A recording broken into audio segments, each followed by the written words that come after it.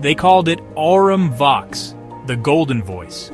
Unearthed beneath a sealed chamber in Vatican City, it was not made of scripture or relics, but bronze, crystal, and a quiet hum that had no earthly source.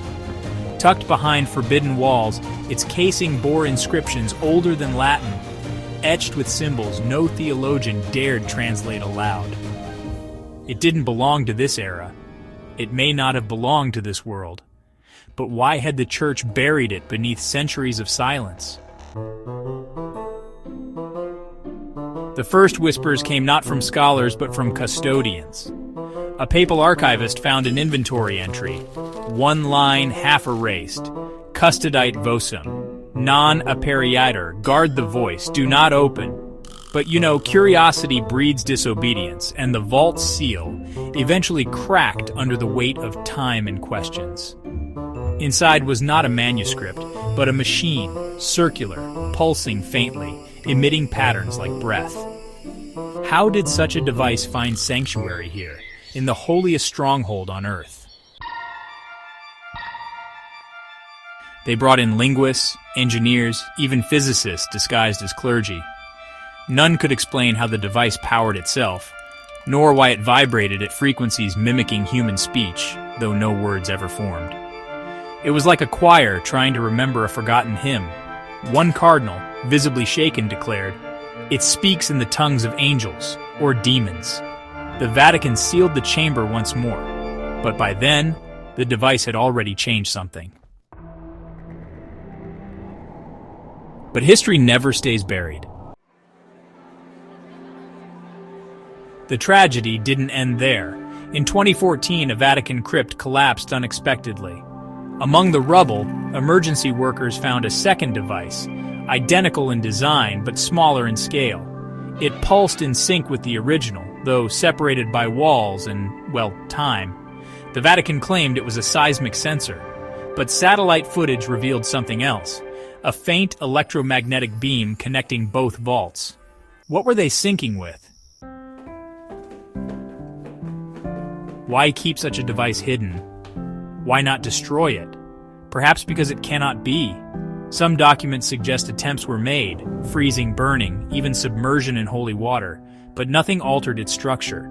Instead, it responded by humming louder, like a child holding its breath. It is not fragile. It is waiting.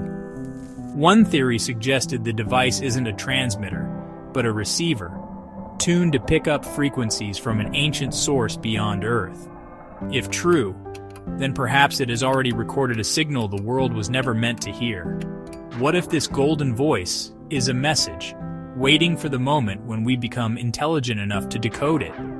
Whispers from former insiders mention a third device, hidden, not in the Vatican, but beneath a forgotten monastery in Ethiopia. It is said to remain silent, except during solar eclipses. During those moments, it hums in harmony with the Vatican's machine. Who orchestrated this symphony of silence? An unverified manuscript found in the Nag Hammadi library describes a celestial relic which sings without sound and remembers what man forgot. The description matches Aurum Vox in eerie detail. How did a Gnostic sect describe an object they should never have known existed? Scholars now debate if the device is pre-human. Some believe it predates recorded history by millennia. Its creators gone, their warnings encoded not in language, but vibration. Could it be part of a lost network, scattered across continents, still active, and still listening? Its effect on thought cannot be overstated. Several priests exposed to the device became obsessed with spiral patterns, drawing them endlessly in Bibles, on walls, even on their skin. One claimed the spirals weren't decoration, they were maps. But to where? And still, no one has dared activate it fully. What would activation even mean? Would it respond to voice, to prayer, to memory? Or would it awaken a part of ourselves long forgotten, buried beneath theology, myth, and the illusion of progress? Over time, references to the device faded from records. The Vatican archives list it now as Aurum Sileo, the Golden Silence. But in private circles, it's still called the listener, because some believe it isn't trying to speak, it's trying to hear something. And perhaps when it does, it will answer. The implications stretch beyond faith.